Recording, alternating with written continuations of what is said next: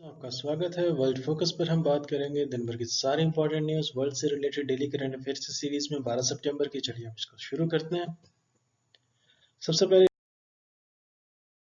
News है, China से आ रही है। चाइना रिटेलिएट करेगा। अमेरिकन डिप्लोमेट्स को ऐसा कहना है चाइना का। बीजिंग ने ये कहा है कि unspecified retaliatory measures against US diplomats. तो यूएस राजनयिक जो हैं, जो चाइना में कार्यरत हैं, उनको इनके खिलाफ ये एक्शन ले सकता है, रिटेलिएटरी एक्शन। जिस तरीके से उनमें बंदिशें लगाई गई हैं यूएस के अंदर चाइनीज डिप्लोमेट्स के ऊपर। तो और उसके बाद दो हांगकांग में भी जो काम कर रहे हैं उनमें, और मैंने कल की रिपोर्ट में आपको बताया था कि यूएस ने अपना कंसुलेट जो है वो बेच दिया है, उसको सेल ऑफ कर दिया है हांगकांग के अंदर। तो इनके बीच में काफ़ी ज़्यादा टेंशन वैसे ही चल रहे हैं। और हांगकांग के साथ हांगकांग ने एलिगेशन भी लगाया कि उसको पॉन की तरह यूज़ करा जा रहा है चाइना और अमेरिका की वॉर के बीच में। और जिस तरीके से एक्सट्रेडिशन ट्रीटी खत्म हुई है, हांगकांग के साथ रिलेशन भी थोड़े से सीवियर हुए हैं, न सिर्फ अमेरिका के बल्कि और कंट्रीज़ के साथ भी। और जिस तरीके से चाइना ने वेस्ट की नज़र में जो दमनकारी नीतियाँ अपनाई हुई है वहाँ पर, उसके मद्देनज़र काफ़ी कुछ हो रहा है। इस तरीके से जो ट्रंप एडमिनिस्ट्रेशन ने जिस तरीके से चाइनीज़ डिप्लोमेट्स को लिमिट करने की बात की थी यूएस सॉइल के ऊपर, तो उसी का एक तरीके से रिटेलिएशन है, उसी के बदले की कार्रवाई के तौर पे देखा जा रहा है इसे। चलिए हम इसको आगे देखते हैं। अगली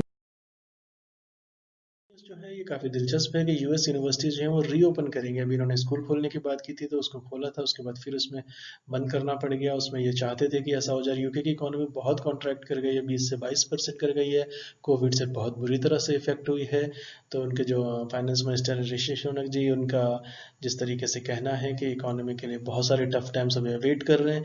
तो यूके यूनिवर्सिटीज़ जो हैं ये रीओपन की बात करी। और कल ही की न्यूज़ में था कि इन्होंने पासपोर्ट की इंडियन स्टूडेंट्स के लिए भी उन्होंने कुछ वीज़ा नियम जो हैं वो थोड़े से सरल बना दिए हैं, सुगम बना दिए हैं। तो ये किस तरीके से होगा, और इसमें गैदरिंग जो होगी 6 पीपल के अक्रॉस कैंपसेस नहीं होगी, और थोड़े गाइडलाइंस के बीच में, लेकिन ये खोलना चाहते हैं अपने यूनिवर्सिटीज़ को। इसके बाद चाइना से एक और आ रही है। चाइना ने अप्रूव कर दिया फर्स्ट नासल स्प्रे, जो नाक से स्प्रे ली जा सकती है, नाक के ऊपर स्प्रे किया जाएगा। तो चाइना ने नेसल स्प्रे वैक्सीन को टेस्ट कर रही थी, और ये दुनिया की इस तरह की पहली एक तरीके की है ये कोरोना वायरस पेंडेमिक से लड़ने के लिए। तो इसको इसको ट्रायल के लिए इन्होंने किया था। अब देखते हैं इसको आगे क्या रिजल्ट आता है। इसके बाद अगली इंपॉर्टेंट न्यूज़ है वो इंडिया और चाइना ने एग्री कर लिया है। फाइनेंस फॉरेन मिनिस्टर्स की मीटिंग हुई थी अभी। तो जयशंकर जी ने अपना स्टैंड काफ़ी हद तक क्लियर किया था। उससे पहले राजनाथ सिंह ने बिल्कुल कही थी कि स्टेटस को मेंटेन किया जाए। और उसके बाद अब बातचीतों का दौर चल रहा है। तो लेकिन चाइना का जिस तरीके से चाइना का ओपन स्ट्रेटेजी है, और जिस तरह से विंटर्स भी आने वाले हैं, विंटर्स में डिस्कलेट होगा नहीं होगा, इसको देखने वाला दिलचस्प होगा किस तरीके से ये सन लद्दाख में हो रहा है ये सारा। और जो चाइना और इंडिया का जो डीएस्केलेशन की बात की गई है, ये 5 पॉइंट कंसेंसस बनाया गया है। और ये 4 महीनों से जिस तरह का मिलिट्री स्टैंड ऑफ चला आ रहा है, उससे क्विकली डिसंगेज करने के लिए सहमति बन गई है। लेकिन पिछली बार चाइना का अगर आप रिकॉर्ड देखें तो चाइना ने जो भी कहा है उससे वो बैक कर जाता है, अपने विम्स एंड फैंसीज के हिसाब से, अपनी सहूलियत के हिसाब से, उसका जैसा दिल करता है वो करा। और ये बात हमें बहुत पहले समझ जानी चाहिए थी, जब शी जिनपिंग ने बिल्कुल साफ कर दिया था ये 4 महीने पहले कि वॉर के लिए तैयार रहे उनकी आर्मी, चाइनीज लिबरेशन आर्मी। तो बेसिकली उस वक्त से हमें तैयारी कर लेनी चाहिए थी चाइना की स्ट्रेटजीज़ को। हमें डिप्लोमेटिक फ्रंट पे थोड़ी सी सक्सेस मिली है, लेकिन मिलिट्री फ्रंट पे बहुत बड़ा चैलेंज है। कल जिस तरीके से फ्रांस के फॉरेन डिफेंस मिनिस्टर भी आए थे, तो उन्होंने इंडक्ट किया है। अब जो बाकी जो जिस तरीके से देखा जा रहा है एयरफोर्स की काफ़ी तैनाती हुई है, तो एक सेंसिटिव मैटर तो है ही। और डिप्लोमेटिक चैनल से अगर रिजॉल्व होता है तो दोनों कंट्रीज़ के लिए अच्छा होगा। लेकिन फिलहाल अभी इसको देखें, पीस एंड ट्रैंक्विलिटी की बात की है, लेकिन 45 सालों में पहली बार वो फायरिंग हुई है। तो ये बहुत ज़्यादा सेंसिटिव होने वाला है। इसके बाद पाकिस्तान को एक तरीके से थोड़ा सा रिव्यूक किया गया है कि उनको कहा गया है कि आप इमीडिएट एक्शन लें टेरर के अगेंस्ट में। ऐसा इंडिया और यूएस ने कहा है उनको कि अर्जेंट नीड है पाकिस्तान का कि वो तुरंत ले, तुरंत कार्रवाई करे, सस्टेन करे, इरिवर्सिबल एक्शन ले। लेकिन पाकिस्तान का आप रिकॉर्ड देखें तो वो डुलमुल रवैया ही रहा है। और बेसिकली उसकी जो प्रायोरिटी है वो ग्रे लिस्ट से निकलने की है। और जिस तरीके से पाकिस्तान की इकॉनमी कोरोना वायरस में कोलैप्स कर गई है, उससे पहले से कोलैप्स कर गई है, तो पाकिस्तान के पास दुनिया भर के चैलेंज है।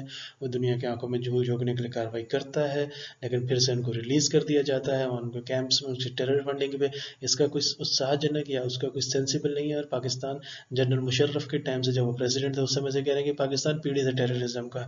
अब ये बड़ी जिसको कहते हैं ना हास्यास्पद बात है दुनिया के लिए, दुनिया को समझ भी है काफ़ी, लेकिन पाकिस्तान क्योंकि न्यूक्लियर वेपन स्टेट है दुनिया की नज़रों में, तो उसको बहुत सेंसिटिवली हैंडल किया जा रहा है।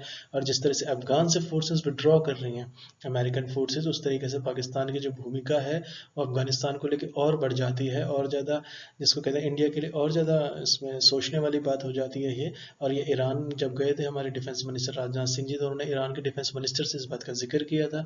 अफगानिस्तान उसमें बहुत की रोल प्ले करेगा। और अगर आप मैप को इंडिया को ध्यान से देखें तो पीओके का जो एरिया है ऊपर की तरफ, वो उसका लैंड बॉर्डर अफगानिस्तान के साथ मिलता है। तो ये बहुत सेंसिटिव मामला है, तो पाकिस्तान को उस पर एक्ट करना पड़ेगा। लेकिन फिलहाल पाकिस्तान की प्रायोरिटीज़ हमेशा से टेररिज्म को बढ़ाने की रही हैं, लेकिन इससे वो खुद भी उसने सफ़र किया, इससे कोई इनकार नहीं है, वहाँ भी दिन रात ब्लास्ट होते रहते हैं।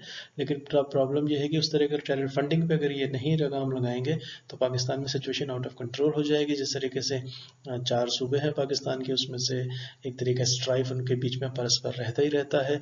और जिस तरह से तालिबान की वापसी हुई है, उसको उसके मद्देनज़र पाकिस्तान को जो है अपनी चीज़ों को ठीक करना पड़ेगा, वरना पाकिस्तान के लिए बहुत अनकंट्रोलेबल सिचुएशन हो जाएगी। चलिए हम इसको आगे देखते हैं।